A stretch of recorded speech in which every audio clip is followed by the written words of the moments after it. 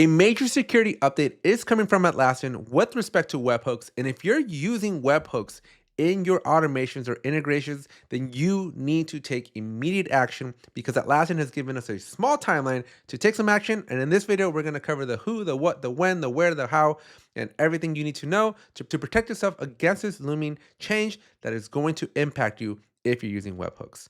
Make sure you subscribe to the channel. Make sure you drop a like. Make sure you check out the link down below. I got a merch store. I got books. I got courses. I got all the things available for you to help support you in your journey on this Atlassian mastery. So make sure you check that out down below. And now let's talk about what's changing. So the first thing you need to know is that this is going to be impacting incoming webhook triggers in Atlassian Automation. Atlassian rules can be triggered with an incoming webhook. And if you're using this, Atlassian is going to be making some changes under the hood. Now, any new rules created after January 28th, 2025 are automatically already updated. And so there's nothing that you have to do there. So here's the most important thing you need to know. Any automation rule with that incoming webhook created before January 28th, 2025, your Jira admin or administrator in general is going to have to go into any of those applications and they're going to have to update the webhook so that it uses the new endpoint. Now, this is the kicker. So besides the technical challenges that this is going to bring on to us, the biggest thing that you need to know is that Atlassian has a hard deadline for this. You have until May 30th, 2025 to get this done. And if you don't go in and do these changes and do these updates, then Atlassian is being very bold here and very clear with their communication. Your automation rule will stop working. So this is not something you want to sleep on. This is not something you want to wait and see what happens.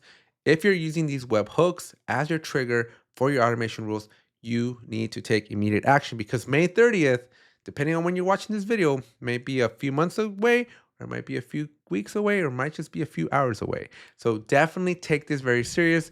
Otherwise, some really bad things are going to happen to your Jira. So who's going to be impacted by this? Well, obviously, any Jira admin who needs to go and manage these things, right? These automation rules, depending on your settings, they might have been set up by a user. They're most likely usually set up by either a project admin or your Jira admin. So these folks are going to have to go and figure it out. Now, because of the sensitivity of this, because of the way this works, it's not just the automation rule though, right? Atlassian is actually requiring us to go into the applications, right? So this might be bigger than you think. So you might have to coordinate with additional stakeholders here to get this fixed because it's not just going to be something that is going to impact a small amount of people. It's going to be a pretty big thing. Now, fortunately, or unfortunately, not a lot of people use these webhook triggers. So maybe, I don't know, I'm throwing a number out here, but I would assume that maybe less than 10% of automation rules are going to be impacted by this. I'd be even as bold as saying like even 1%. Out of all the thousands of automation rules that I've created, I think I've made a webhook once, and that's the only rule. So I don't think that this is that big. But if you and your team are relying on these webhooks for automations, you got to prepare now. You got to go do something now. Like, don't sleep on this, right?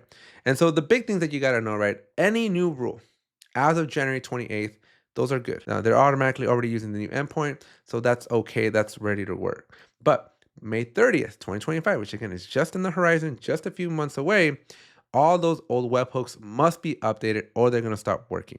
And so just make sure you go in there.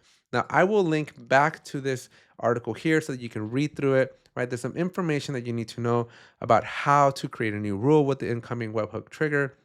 This is the sections here that you're going to want to read though, right? So update an existing rule containing the webhook trigger. So any rule created before January 20th is going to work as normal. So you might not even know about this. And so the worst case is that on May 31st, you're going to have a lot of angry and upset users that are going to come and basically a lot of things are going to break depending on your utilization of this function.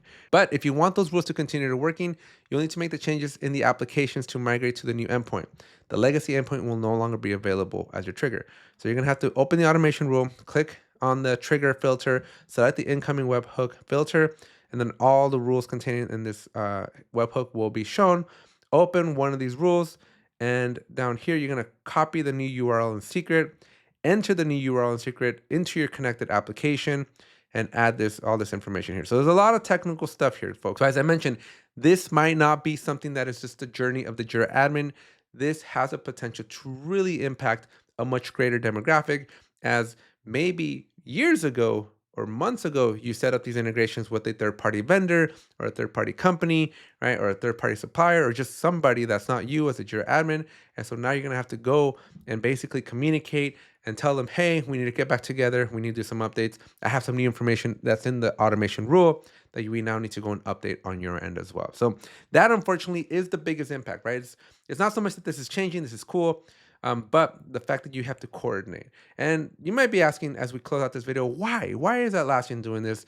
Well, like all good things in cybersecurity, good hygienes, we want to always be watching out for these things. A webhook is a connection. It's an entry point to your Jira data, and that always exposes us if we're not careful. So Atlassian here is doing their due diligence. I'm assuming they don't want to get in trouble, they don't want to get sued, they don't want to lose market share, right? And so they have to be very proactive about this. And they're giving you some time. I think May 30th is an aggressive deadline, but this just shows the gravity of the situation. Because of the tight deadline, you have to take immediate action now, and you got to get these conversations going now, especially if these applications are out of your jurisdiction. You got to start picking up the phone and calling some people now, because this is going to impact a lot of people. Now, again, it's a good cybersecurity thing. It's a good thing that this is happening. It's a bold thing, right? The Atlassian is just going to bring him to a halt. This is very serious, right? So Atlassian is going to stop these automation rules. They're just going to flat out stop working. And so come the beginning of June, you might have some upset users. I think the end users are going to be impacted the most, right? The people that are relying on these connections to be happening behind the scenes and that are all of a sudden going to be broken. Those are going to be the folks that are going to be the most mad. And so if you want to get ahead of it, especially if you have a CIO, your CTO who are actually using these things, they're usually the ones that are a little bit more vocal. So you want to make sure you get ahead of this problem.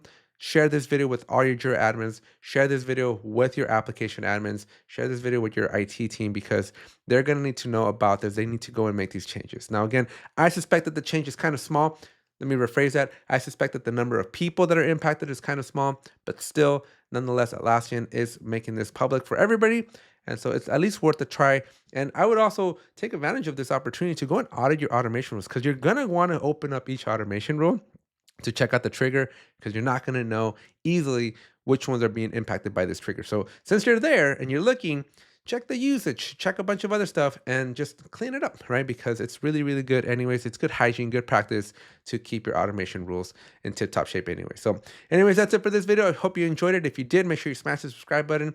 Make sure you hit that like button. And if I haven't scared you, make sure you share this video with your IT admins, because this should be scaring somebody. Somebody should be very, very worried, and somebody in your organization should be taking some immediate actions like right now. So make sure you share this video with everybody. Check out that link down in the description for that article and also for the merch store. And if you need help, if you're like, Alex, I don't know, we use automation rules, we have no idea if we're doing this, I don't even know if I'm impacted, that Linktree down below, set up some one-on-one time with me. I'd be more than happy to jump on a call with you, chat with you, take a look at your automation rules, and help you figure out a plan for how to mitigate this risk here. So check that out. Let me know how I can help you, and I'll see you in the next one. Bye.